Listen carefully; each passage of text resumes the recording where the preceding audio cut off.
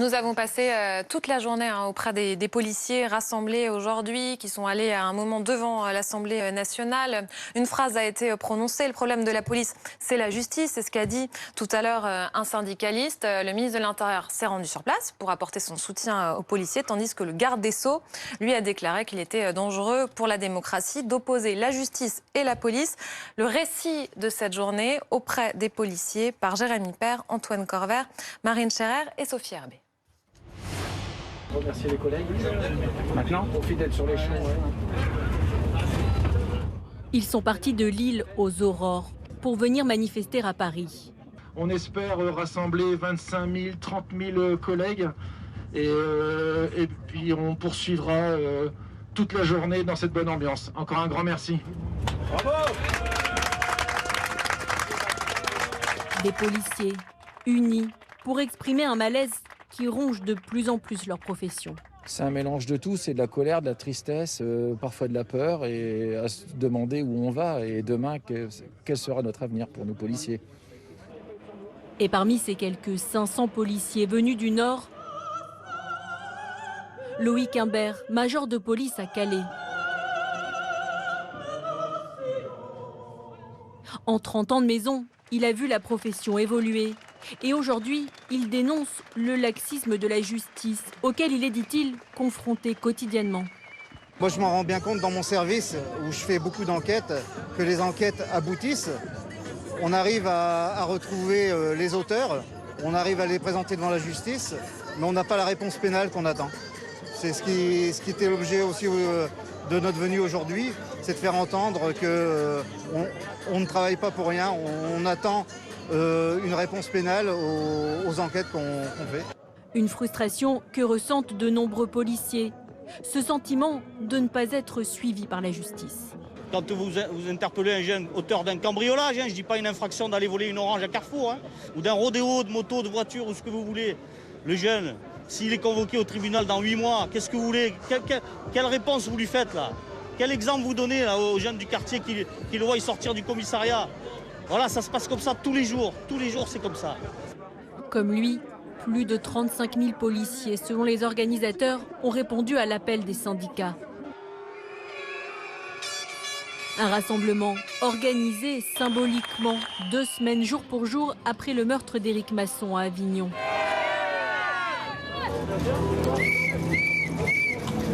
Un nouveau cri d'alerte à l'attention du gouvernement.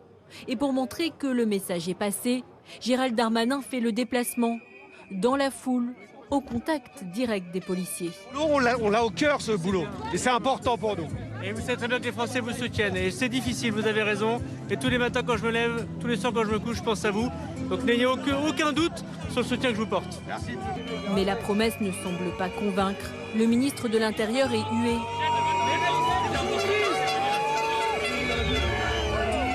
Tout comme un autre ministre, lui absent, mais directement visé par les syndicats qui réclament une réponse pénale plus forte et notamment des peines minimales pour les agresseurs de policiers.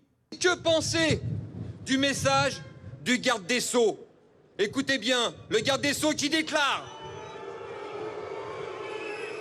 ce ministre de la Justice qui déclare: je suis le ministre des prisonniers. Des prises de parole face au bâtiment de l'Assemblée nationale, d'où Éric Dupond-Moretti répond quelques heures plus tard aux attaques des policiers. Ce qui me semble dangereux pour notre démocratie, c'est que l'on oppose en permanence et à des fins électoralistes, et donc avec un certain cynisme, la justice et la police. Et moi j'affirme que sur le terrain, magistrats et policiers travaillent ensemble. Alors qu'il y ait telle ou telle affaire qui a pu dysfonctionner, je l'entends bien sûr. Des mots qui risquent de ne pas suffire à apaiser la colère que cristallise le garde des Sceaux et la justice qu'il représente.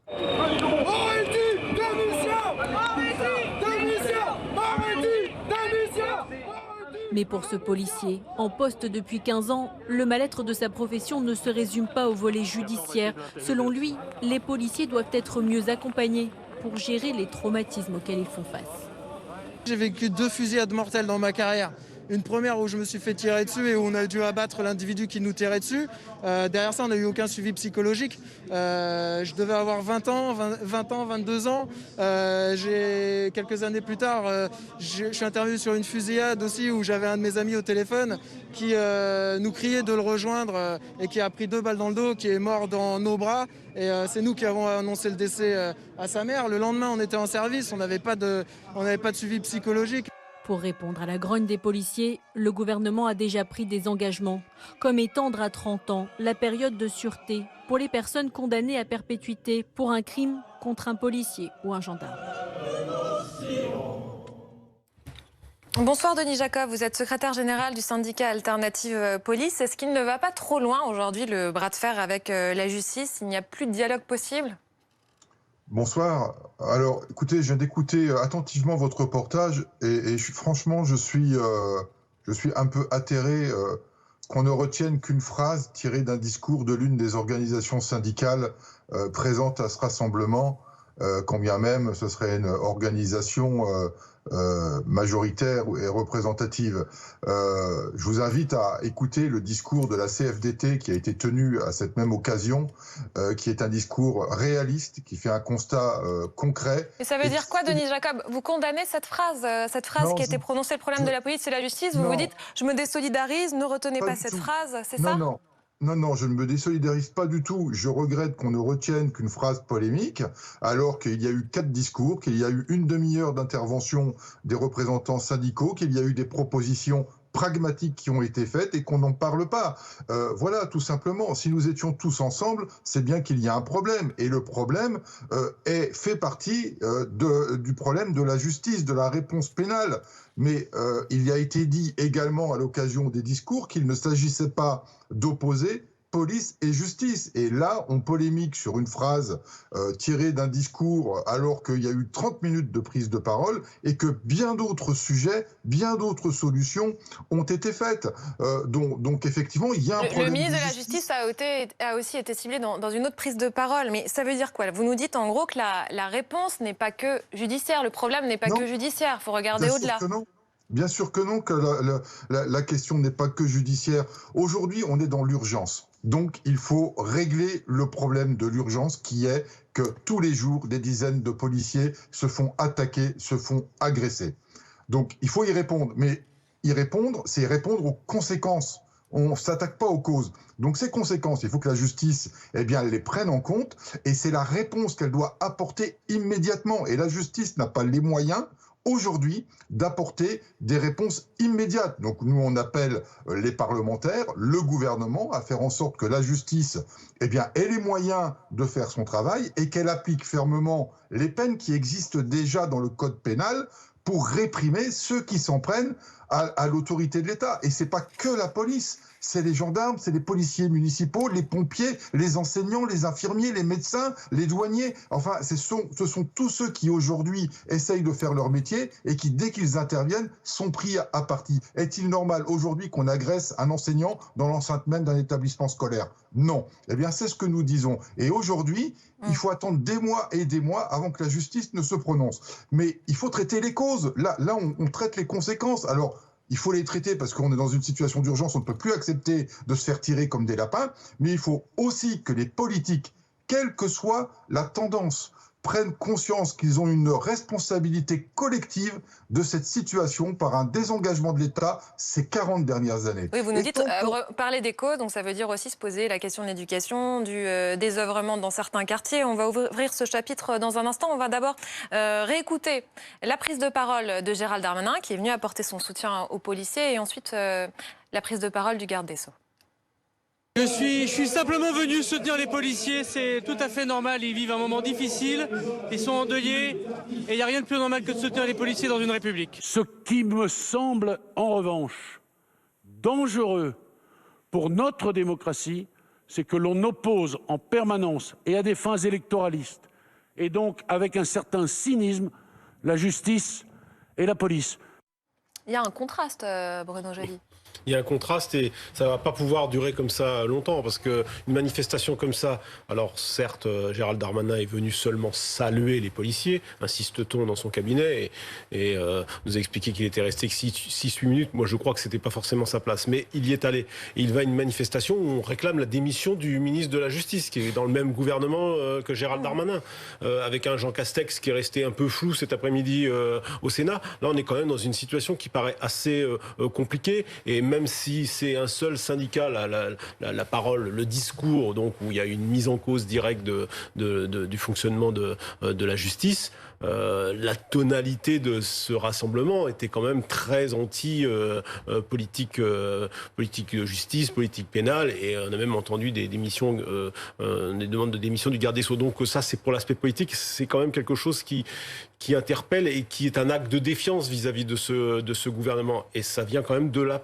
police, faut le rappeler. Une police qui est secouée, évidemment, Géraldine le rappelait tout à l'heure, par des faits divers absolument atroces. Et c'est là qu'il va y avoir une demande de réponse. Peut-être que ce soir, on va voir, mais peut-être que les réponses qui, la semaine dernière, commençaient à être échafaudées pour répondre aux questions d'agression contre les policiers, et notamment les plus graves, peut-être que le gouvernement va en sortir des nouvelles, je ne sais pas, mais il va falloir des réponses. Vous nous dites peut-être à quel point c'est inédit. C'est pas une première en soi, des policiers qui manifestent ainsi. Il y a eu 83, 89, 95, on pourrait donner d'autres dates.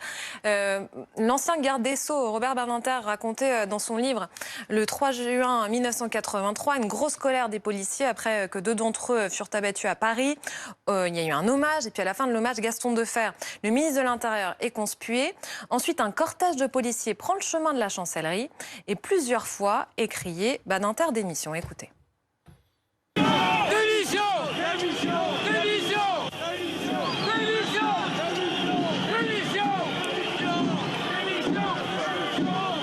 Avec nous, les GM, avec nous, les GM, avec nous.